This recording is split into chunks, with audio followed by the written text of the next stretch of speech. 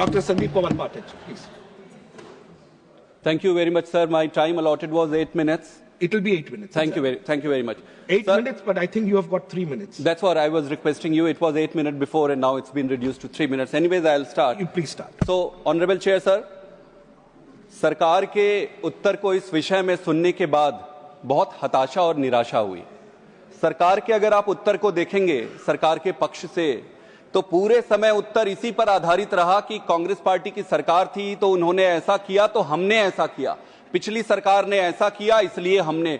सरकार ने किसी भी समय अपना राजधर्म क्या है, अपने नैतिक दायित्व क्या है और क्या इस पे रिफॉर्म होना चाहिए, उस पे सरकार ने कहीं बात नहीं करी। ऑनरेबल चेयर सर, जो चुनाव प्रक्रिया है, एक नए पार्लियामेंटेरियन के पर्सपेक्टिव से अगर मैं देखूं और एक देश के आम नागरिक की तरफ से मैं देखूं, तो 3 महत्वपूर्ण विषय है जो इस सदन को इस पर डिबेट करना चाहिए। सबसे महत्वपूर्ण विषय तो पैसे का है कि चुनाव में आजकल इतना ज्यादा पैसा लगता है कि एक आम आदमी, आम नागरिक चुनाव लड़ने की सोच ही नहीं सकता। क्या यह संभव है आज के समय में कि किसी एक साधारण व्यक्ति को, किसान के बेटे को, एक साधारण वर्किंग क्लास के किसी बच्चे को चुनाव वो लड़ सके? वो लड़ ही नहीं सकता। तो लेवल प्लेइंग फील्ड की यहां पर कमी है। चुनाव सुधार तब तक नहीं हो सकता, प्रजातंत्र तब तक उत्साहित यहां नहीं होगी जब तक हर एक व्यक्ति को समान अधिकार और क्षमता ना मिले। उसी प्रकार से अगर पॉलिटिकल पार्टीज को आप देखेंगे तो पॉलिटिकल पार्टीज में भी इलेक्टोरल बॉन्ड के तहत जिस तरीके से पैसों का डोनेशन आए चारों तरफ से, और इतनी अथाह संपत्ति आई है पॉलिटिकल पार्टीज के पास कि अगर एक कोई छोटा पॉलिटिकल पार्टी इस देश में व्यवस्थागत परिवर्तन लाने के लिए राजनीति में उतरता है तो उसके सर्वाइवल के चांसेस बिल्कुल कम हो जाते हैं। तो पहला जो रिफॉर्म अगर करना है तो चुनाव में जो लगने वाले पैसे हैं उसको रिफॉर्म की कैटेगरी में लाना पड़ेगा। दूसरा महत्वपूर्ण जो है वो चुनाव की प्रक्रिया क्या है। ऑनरेबल चेयरमैन सर, इसमें कई सारे हो सकते हैं। एक तो मशीन की बात हो सकती है, एक हो सकती है वोटर लिस्ट की। वोटर लिस्ट इतना महत्वपूर्ण है कि अगर वोटर लिस्ट में 1% भी गड़बड़ी हो जाए तो पूरे इलेक्टोरल आउटकम जो होते हैं उसमें large number of seats can be impacted directly. Therefore it is important कि वोटर लिस्ट को ठीक से वेरीफाई किया जाए। ऑनरेबल चेयर सर, क्या आज SIR जैसे स्क्रूटनी की जरूरत है? तो जरूरत तो है, कोई भी डिनाई नहीं करता कि जरूरत नहीं है। प्रश्न यह है कि क्या टाइम सही है, क्या प्रोसेस सही है और क्या पारदर्शिता अपनाई गई है।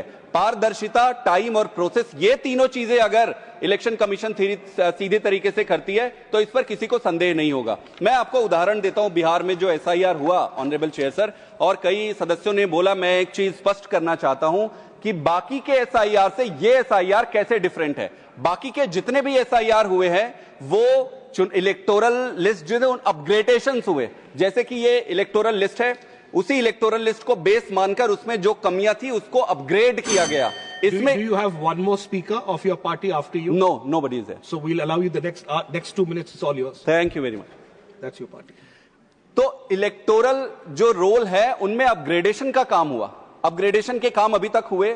इस बार क्या हुआ कि इन्यूमरेशंस लाए गए, मतलब एक all together, all over new process start हुआ जिसमें एक फॉर्म दिया गया, इस फॉर्म को भरकर सबमिट करना होता था। तो ये प्रोसेस पहले के जैसे नहीं है, ये पूरी तरीके से दूसरी प्रोसेस है। इसमें पहला प्रश्न ये है कि 30 दिन का समय दिया गया था, क्या इतनी बड़ी प्रक्रिया 30 दिन में संभव है? This is next to impossible.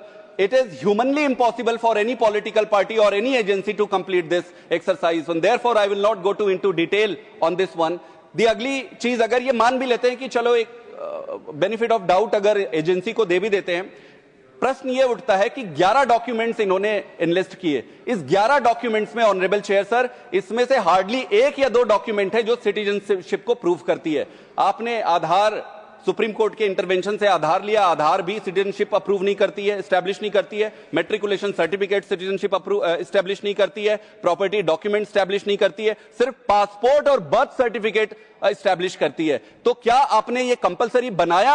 नहीं, आपने कंपलसरी नहीं बनाया पासपोर्ट और बर्थ सर्टिफिकेट को। तो क्या आपने प्री रिक्विजिट बनाई? वो भी नहीं किया। फिर आपके इंटेंशन में तो प्रश्न उठता है इससे कि आपके लक्ष्यों में से प्रमुख लक्ष्य ये था कि जो विदेशी मूल के नागरिक यहां आए हैं उनको निकाल के बाहर करना है, पर आपने जो डॉक्यूमेंट इनलिस्ट किए उसमें से कितने लोगों के पास पासपोर्ट है इस देश में, कितने लोगों के पास? Honourable chair sir, therefore it is very important honourable Supreme Court ने यह कहा था कि establishing citizenship is not election commission's duty. If someone is in the electoral roll, it is presumed to be the citizen of this country. Therefore, if there is any objection, refer it to the tribunal or the court. Honorable Chair sir, इसमें तीसरा महत्वपूर्ण जो पक्ष है वो citizenship का ही है.